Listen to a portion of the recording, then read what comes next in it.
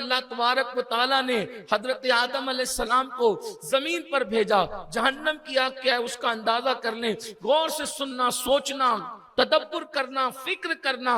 اللہ اکبر۔ آدم علیہ السلام جب زمین پر آئے 200 سال تک کے روتے رہے، توبہ کرتے رہے، پھر 200 سال کے بعد ان کو اللہ پاک نے یہ سجایا، یہ کلمات سکھائے، کیا؟ ربنا ظلمنا انفسنا وان لم تغفر لنا وترحمنا لنکونن من الخاسرین۔ اے اللہ پاک، اور اس کے بعد پھر انہوں نے کہا مولا محمد عربی روحی فدا صلی اللہ علیہ وآلہ وسلم کا واسطہ میری مغفرت فرما دے، تو وسیلہ مصطفیٰ جان رحمت سے اللہ نے ان کو معاف کیا۔ تو وہ جو 200 سال کا عرصہ بیتا تھا، اس میں نہ کھانا تھا، نہ پینا تھا، نہ سونا تھا، ایک ہی دھن تھی، مولا راضی ہو جائے، مولا راضی ہو جائے، مولا راضی ہو جائے۔ لیکن جب اللہ پاک نے ان کی دعا سن لی، ان کی توبہ کو قبول فرما لیا، اب توبہ کے بعد پھر آپ کی طبیعت نے چاہا کہ کچھ کھایا جائے، کچھ پیا جائے، تو کھانے پینے کے لیے اللہ اکبر پھر جو ہے وہ آگ کی ضرورت بھی محسوس ہوئی، تو انسان کو آگ چاہیے تھی۔ اب آگ کیسے آئی؟ اللہ اکبر۔ اللہ پاک نے جبریل علیہ السلام کو حکم دیا، اے جبریل جاؤ جہنم سے آگ لو۔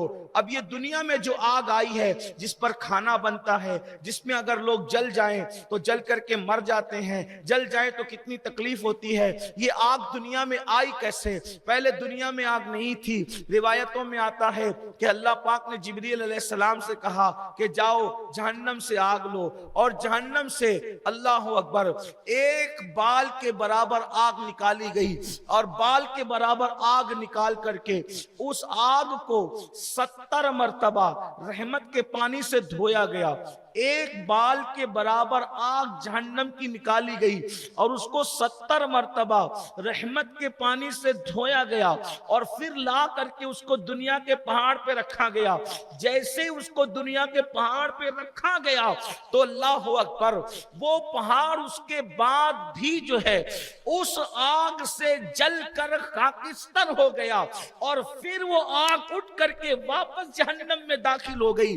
تو وہ آگ جو جہنم سے نکالی گئی تھی، 70 مرتبہ رحمت کے پانی سے دھوئی گئی تھی، اور پھر کسی پہاڑ پر رکھی گئی تھی، اور پھر وہ واپس چلی گئی تھی، یعنی بے عین ہی وہ آگ کی بات نہیں، بلکہ آگ جس پتھر پہ رکھی گئی تھی پھر وہ وہاں سے تھوڑی دیر میں واپس لوٹ گئی۔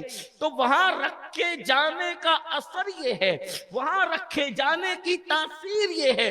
اور بھی روایتیں ہیں، بے شمار روایتیں ہیں، لیکن جو آج کے عنوان کے مطابق مناسب سمجھ رہا ہوں اس کو پیش کر رہا ہوں، تاکہ لوگوں کو خبر ہونی چاہیے کہ جہنم کی آگ کا مطلب کیا ہے، اور جہنم کی آگ کہتے کسے ہیں۔ جہنم سے 70 مرتبہ رحمت کے پانی سے دھل کر بال برابر جو آگ کسی پہاڑ پہ رکھی گئی، اور پہاڑ سے پھر وہ واپس لوٹ گئی، وہاں تھی نہیں، واپس رکھی نہیں گئی، ہمیشہ تھوڑی دیر رہ کر کے واپس لوٹ گئی۔ تو وہ تھوڑی دیر پہاڑ پہ رہنے کا اثر یہ ہے کہ پتھروں کے اندر آگ پیدا ہو گئی۔ اب آپ مجھے بتائیں کہ جہنم کی آگ چند لمحے اگر پہاڑ پر رہ جائے اور پھر وہاں سے واپس لوٹ جائے تو یہ اس کے اندر پتھروں میں اس کی وجہ سے آگ پیدا ہوئی۔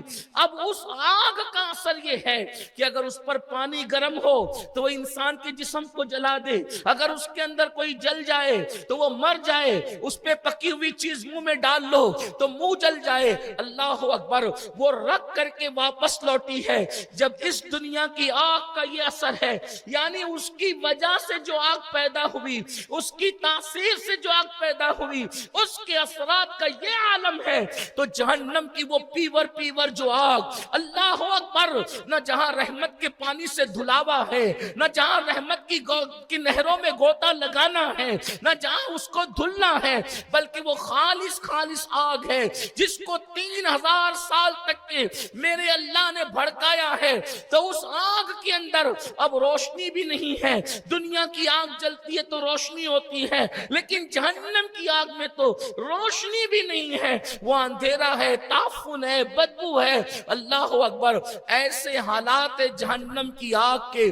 اور اللہ اکبر، ایک بزرگ بہت بہت روتے تھے. کسی نے رونے کی وجہ پوچھی تو فرماتے ہیں اگر اللہ مجھے گرم پانی کے عذاب سے ڈراتا تب بھی مجھے رونا چاہیے تھا, لیکن اللہ نے مجھے گرم پانی کے عذاب سے نہیں بلکہ جہنم کی آگ سے بچنے کا حکم دیا. قوا انفسکم واہلیکم نارا, اپنے آپ کو اور اپنی اولاد کو جہنم کی اس آگ سے بچاؤ جس کا ایندھن وقودها الناس والحجارہ, انسان اور پتھر ہے.